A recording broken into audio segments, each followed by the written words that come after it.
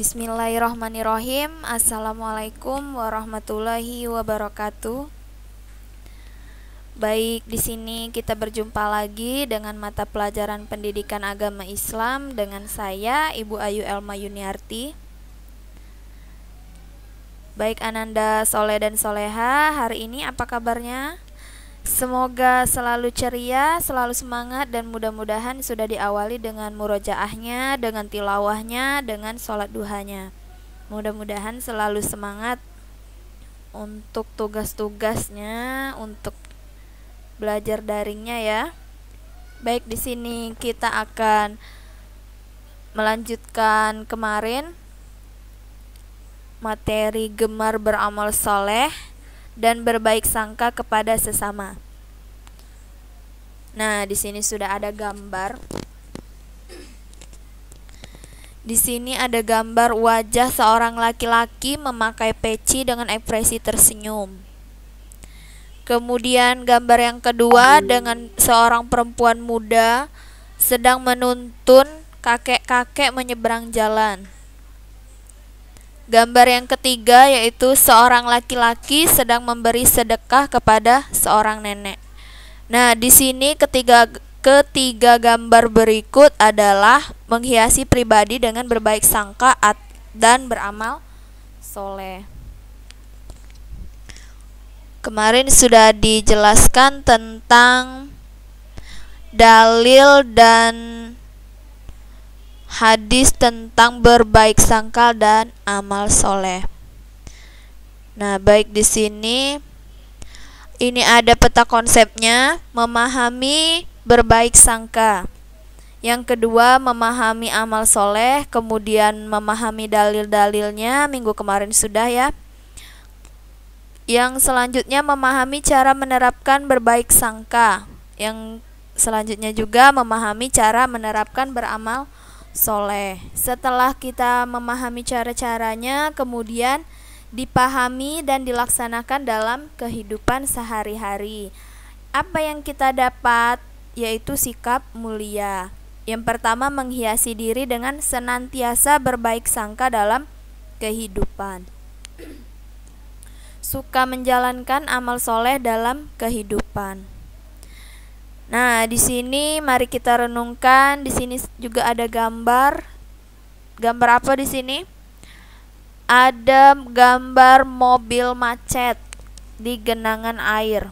Nah, di situ ada dua orang peserta didik sedang membantu bapak-bapak mendorong mobil yang macet terkena banjir. Apa narasinya? Narasinya adalah amal soleh dapat menghiasi pribadi dan membahagiakan hati. Apa yang kita tolong, nanti apa yang kita lakukan kepada orang lain, begitu juga orang lain akan melakukannya kepada kita. Kemudian yang gambar berikutnya di sini ada peserta didik sedang bersedekah kepada fakir miskin. Nah, di situ ada kakek-kakek. Beliau seorang fakir miskin. Di situ narasinya setiap amal soleh akan mendapat pahala dari Allah. Nah, kemudian di sini ada dialog. Nah, kita lanjut ke yang C, yaitu memahami amal soleh. Kemarin kita sudah membahas dalilnya, ada di Quran surat Al-Asr ayat 2 sampai ayat 3. Nah, ayat tersebut menegaskan bahwa sesungguhnya manusia berada dalam kerugian kecuali yang melakukan 4 hal. Yang pertama, beriman kepada Allah Subhanahu wa Ta'ala. Yang kedua, beramal soleh atau amal kebajikan. Yang ketiga, saling menasehati untuk kebenaran. Dan yang keempat, saling menasehati untuk kesabaran. Kata amal soleh berasal dari kata amilus, yaitu segala perbuatan yang bermanfaat bagi dirinya atau orang lain dan sesuai dengan akal rasional, Al-Quran serta As-Sunnah, antara iman dan amal soleh merupakan satu kesatuan dan tidak dapat dipisahkan. Seseorang yang beriman tanpa diikuti amal soleh, maka keimanannya tidak ada artinya. Berarti di situ amal soleh dan beriman itu ada kaitannya. Kalau keduanya tidak dipakai, berarti tidak ada artinya. Sebaliknya juga, amal soleh tanpa didasari iman yang benar, maka amal tidak ada nilainya di hadapan Allah.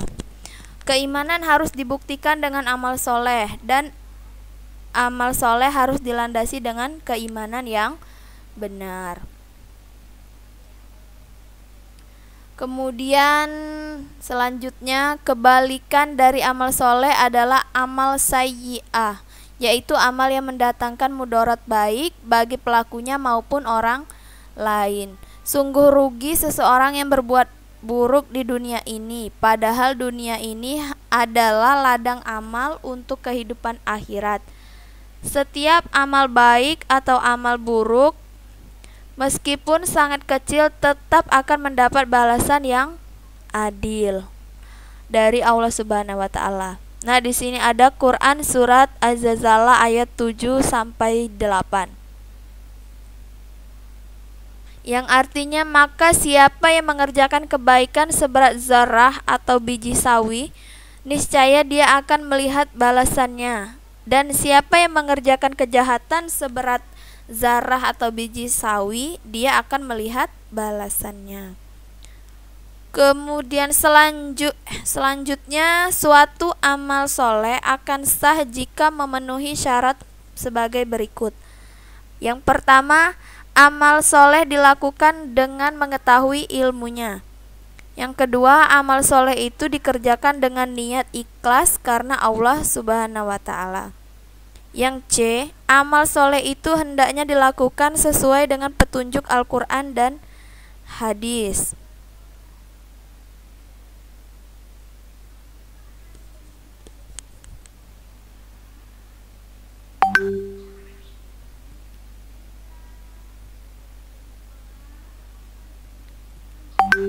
Nah, berikutnya di sini ada 3 macam amal soleh. Yang pertama, amal soleh terhadap Allah Subhanahu wa taala, yaitu menjalankan perintah Allah dan meninggalkan larangannya. Contohnya adalah sholat, zakat, kemudian puasa, membaca Al-Quran, dan ibadah lainnya. Itu amal soleh terhadap Allah Subhanahu wa taala. Yang kedua, amal soleh terhadap manusia, yaitu menjalankan hak dan kewajiban terhadap sesama manusia.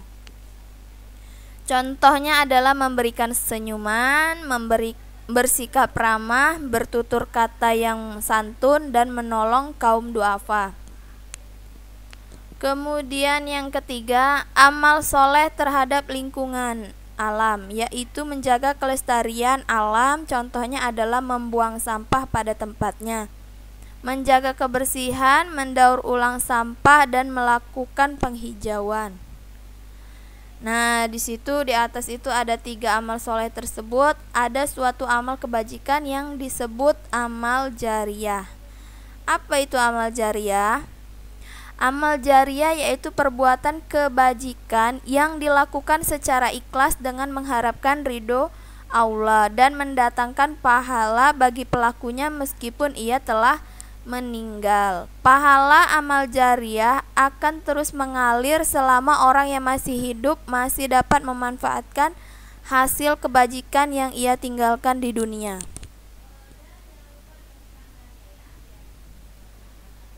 Kemudian selanjutnya yang kedua itu manfaat beramal soleh. Tentunya kalau kita melakukan kebaikan itu ada manfaatnya. Yang pertama, diberikan ampunan dan pahala yang besar adalah oleh Allah Subhanahu wa taala. Berarti apa yang kita kerjakan dengan baik itu akan diberikan ampunan dan pahala yang besar.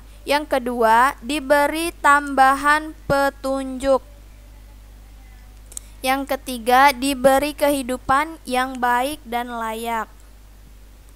Dan yang keempat, dihapuskan dosa-dosanya. Yang kelima, dijauhkan dari kerugian di dunia dan akhirat. Kemudian selanjutnya tentang berbaik sangka.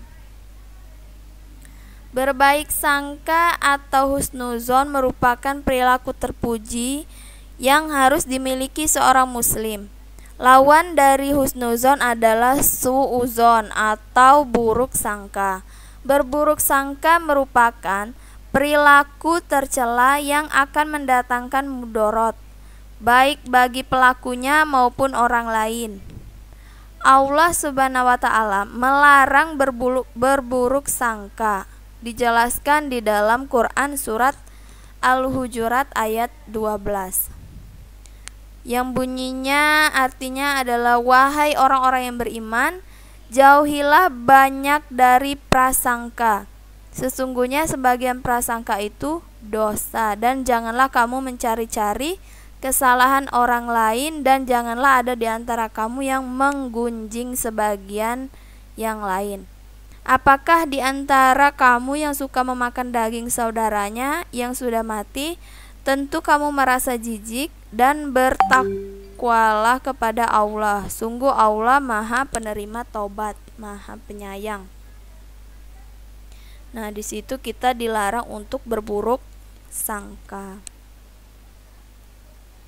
Kemudian selanjutnya macam-macam berbaik sangka itu ada 3.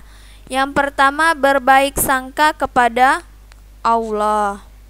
Orang yang berbaik sangka kepada Allah Subhanahu wa Ta'ala akan senantiasa bersyukur dan semua kenikmatan darinya, dan bersabar atas semua cobaan.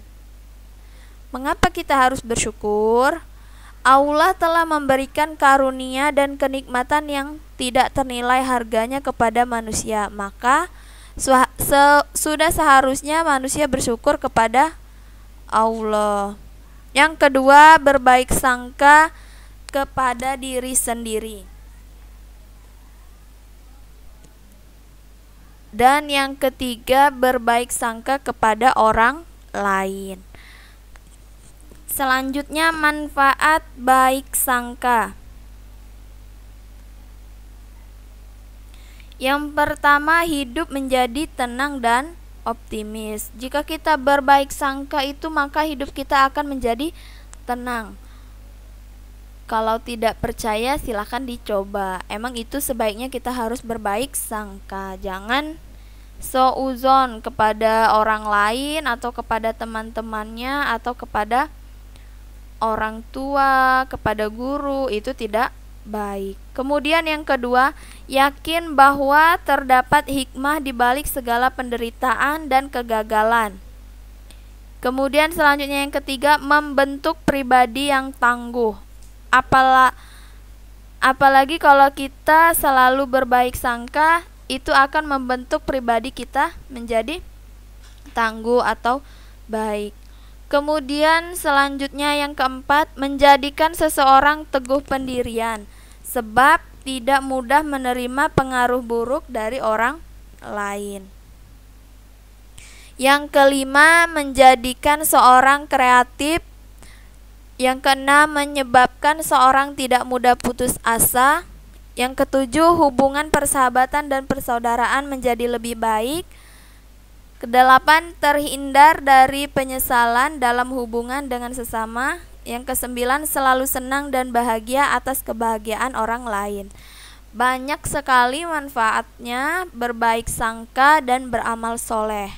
Jadi untuk anak-anak yang sudah belajar dengan materi beramal soleh dan berbaik sangka kepada sesama, atau kepada Allah, kepada diri sendiri, ayo mulai dari sekarang kita terapkan dalam kehidupan kita sehari-hari.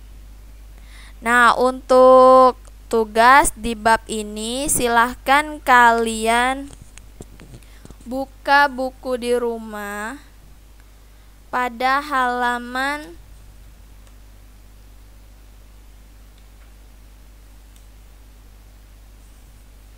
halaman 114. Itu kalian kerjakan yang PG-nya 1 sampai 10.